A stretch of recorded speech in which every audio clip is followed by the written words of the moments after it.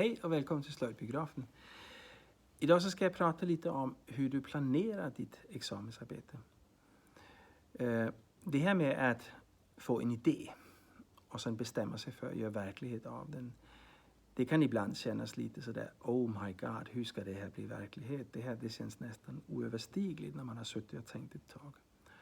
Och då finns det ett uttryck som jag brukar tänka om jag hittar på något större projekt eller något stort, så tänker jag så här att elefanter, de ska ätas i små bitar.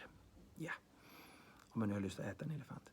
Men tanken är att man ska försöka dela upp sitt projekt i mindre bitar och så arbeta sig igenom projektet bit för bit för bit. Och då når man till slut fram.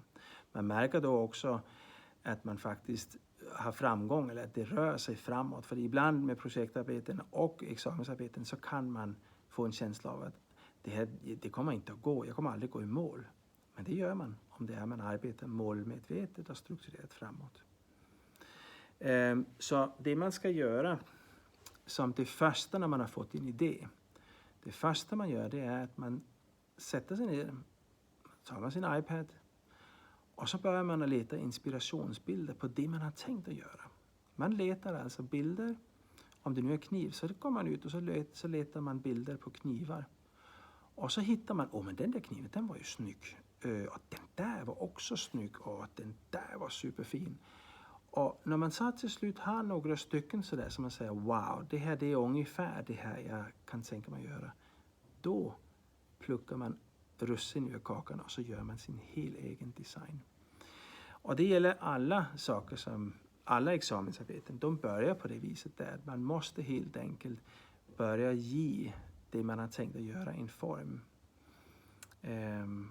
Och också skissa upp funktionen. När man har gjort det så börjar man helt enkelt och börja skissa och rita på det man har tänkt att göra. Och efter det så gör man en planeringslista med material och så att jag som slöjdlärare kan handla in de här sakerna. Det ska ni vara. Det kommer jag fråga er om också, att vilket material behöver ni så här. Något som ni ska tänka på som är viktigt, det är att det är absolut okej att fråga om hjälp. För hur ska ni kunna veta? Men däremot så vill jag be er om att ha en liten egen idé om i alla fall hur ni tänkt att det ska göras.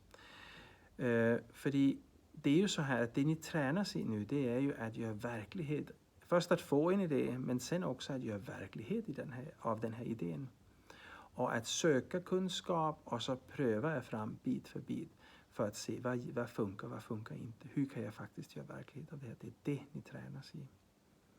Så examensarbetet det ska stökas upp i mindre bitar. Först lite inspiration, ritning. Sen så skissar man upp vilka arbetsmoment ser man framför sig. Ja, men kniven först så ska jag göra en ritning. Nummer 2 det är att jag ska börja leta material. Nummer 3 det är att jag ska börja såga ut materialet. Nummer 4 det är att jag måste borra hål i materialet så jag kan trä på det på kniven. Och 5, jag ska limma. Och så vidare. Man försöker skriva ner så många arbetsmoment som man ser framför sig. För då har den här stora elefanten plötsligt blivit små bitar och då är den mycket, mycket lättare att äta. Lycka till!